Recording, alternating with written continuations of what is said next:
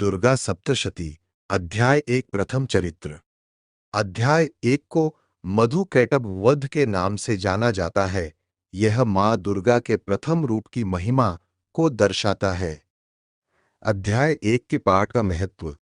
नकारात्मकता दूर होती है, मन को शांति मिलती है, भक्ति और श्रद्धा बढ़ती है, संकटों से रक्षा होती है।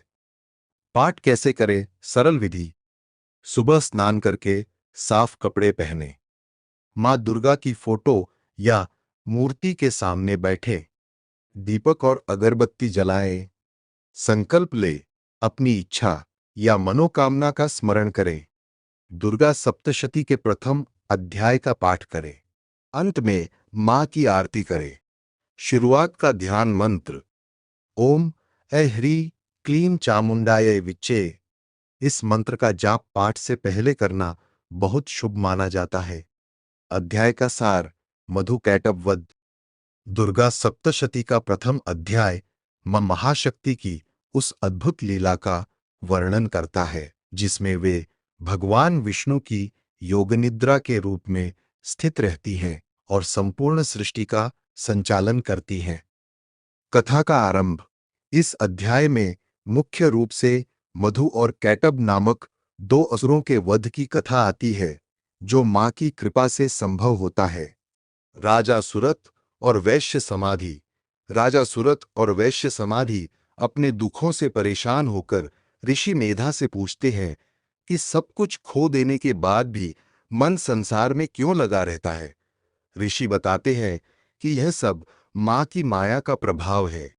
असुरों की उत्पत्ति। सृष्टि के आरंभ में जब भगवान विष्णु क्षीरसागर में योग निद्रा में लीन थे, तब उनके कान के मैल से मधु और कैटभ नामक दो बलशाली असुर उत्पन्न हुए।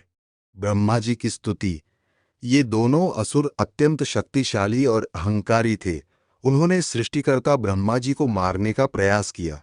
भयभीत होकर ब्रह्मा जी ने मां योगनिद्रा देवी दुर्गा की स्तुति की और उनसे प्रार्थना की कि वे भगवान विष्णु को जगाएं। देवी की कृपा और वध। मां की कृपा से भगवान विष्णु की निद्रा भंग हुई। जागने के बाद उन्होंने मधु और कैटभ से भयंकर युद्ध किया जो हजारों वर्षों तक चला। अंततः मां की माया से प्रभावित होकर दोनों असुर अहंकार में आ गए और भगवान विष्णु को वरदान देने के लिए तैयार हो गए। तब भगवान विष्णु ने चतुराई से उनसे यह वर मांगा कि वे दोनों उनके हाथों मारे जाएं। इस प्रकार भगवान विष्णु ने दोनों असुरों का वध कर दिया और सृष्टि की रक्षा की। निष्कर्ष।